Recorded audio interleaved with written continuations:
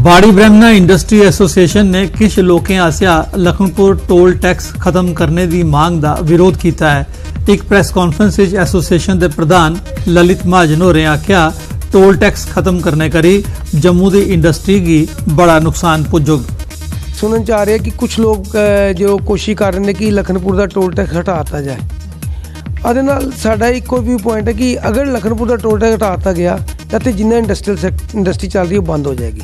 ਬੰਦ ਕਰਨ ਦੀ ਕੋਸ਼ਿਸ਼ ਕੀਤੀ ਜਾਂਦੀ ਤੇ ਫਿਰ ਤੇ ਅਸੀਂ ਲੋਕ ਸੜਕਾਂ ਤੇ ਆਵਾਂਗੇ। ਤੇ ਸਾਡੀ ਗਵਰਨਰ ਸਾਹਿਬ ਨੂੰ ਇਹੋ ਅਪੀਲ ਹੈ ਕਿ ਟੋਲ ਟੈਕਸ ਨੂੰ ਜਿਹੜਾ ਹੈ ਕੰਟੀਨਿਊ ਰੱਖਿਆ ਜਾਏ ਔਰ ਕੁਝ ਆਈਟਮਾਂ ਤੇ ਜਿੱਥੇ ਆਪਣਾ ਐਸੀ ਆਈਟਮਾਂ ਜਿੱਥੇ ਸਾਨੂੰ ਲੱਗ ਰਿਹਾ ਕਿ ਟੋਲ ਟੈਕਸ ਦੀ ਇਨਕਰੀਜ਼ ਕਰਨ ਦੀ ਜ਼ਰੂਰਤ ਹੈ ਉਹਦੇ ਟੋਲ ਟੈਕਸ। कठुआ जिले की तहसील बसोली के ग्रां रजवालता हाई स्कूल की छात्राएं की शिकायत है जे स्कूल के किश टीचर स्कूल टाइम शराब पींदे ते छात्राएं कन्नै बदसलूकी करदे न। इस सिलसिले वो डिप्टी कमिश्नर कठुआ उनके कन्नै मलाटी करने की आईयां लेकिन उन्हें भी इस मामले की गंभीरता कन्नै नहीं लिया। मामला सामने आया छेड़छाड़ का क्या वजह जी क्या लगता सर ये बच्चियां जो बोला दियां सही बोला दियां सर इनके पर जल्दी कार्रवाई की जाए। जो टीचर इंडिकेशन लगाया इन्हें जल्दी इन्हें पर कार्रवाई की जाए जो बच्चे बोला। भद्रवाह नगर थमां 7 किलोमीटर दूर नारू थार एक हादसे च बुजुर्ग जोड़ा घायल हो गया।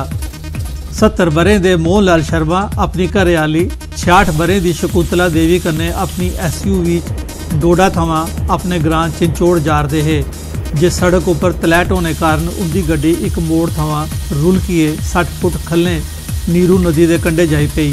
लोकें दोनों की सब डिस्ट्रिक्ट अस्पताल भद्रवाह च दाखिल कराया।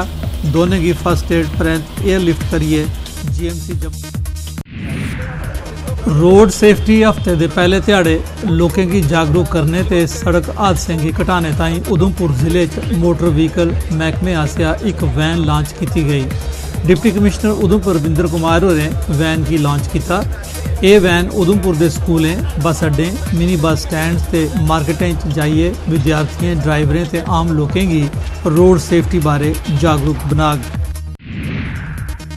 सड़क सुरक्षा हफ्ते के सिलसिले ट्रैफिक महकमे पुलिस ते सिविल एडमिनिस्ट्रेशन आसिया girls higher secondary school Sheesh Mahal Poonch थमां एक जागरूकता रैली कढ़ी गई।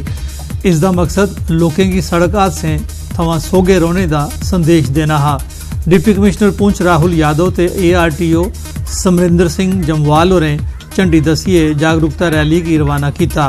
बख थारें थमां लंघिए रैली स्पोर्ट्स स्टेडियम पुंछ पुजिए।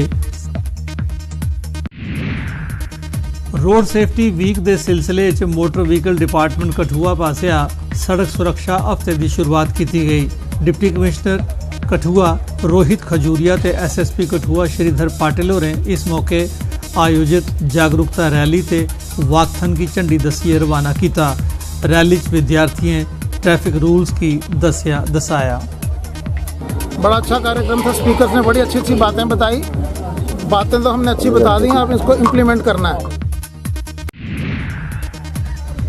सेना की 14 फील्ड रेजिमेंट ने रजौरी पुलिस के सहयोग कन्नै district police lines ground T20 tournament कराया। टूर्नामेंट का final boys higher secondary school Rajouri ते गोल्डन स्कूल विचकार खेडिया गया। Boys higher secondary school Rajouri ने टूर्नामेंट जीतिया। टूर्नामेंट का मकसद नौजवानों च खेल भावना की पैदा करने के कन्ने कन्ने उनकी प्रतिभा की सुधारना हा। यूथ है इसकी एक मौका लभ्या, एक प्लेटफॉर्म लभ्या अपना टैलेंट दिखाना ना। और इस तरह कई अच्छे प्लेयर हैं जो उभरी ते आए। तो मैं चाहना कि ये टूर्नामेंट अगे भी होने रहो ताकि असने जो टैलेंट है लोग दिखन और अगले मुकाम पर स्पिरिट जो है वो पैदा करने की उसमें क्षमता आती है, एक कैपेबिलिटी बनती है और यूथ भी उससे कहीं ना कहीं मोटिवेट होकर एक नेशनलिस्ट जो हमारी अप्रोच है उसको और मजबूत करते हैं और एक अच्छे राह पर चलने की। गुरु रामदास सोसायटी पुंछ आसिया गुरुद्वारा महंत साहब गुरु गोबिंद सिंह जी के प्रकाश उत्सव के सिलसिले शबद कीर्तन का आयोजन किया गया। समारोह बड़ी गिनती सिख संगतें हिस्सा लैता।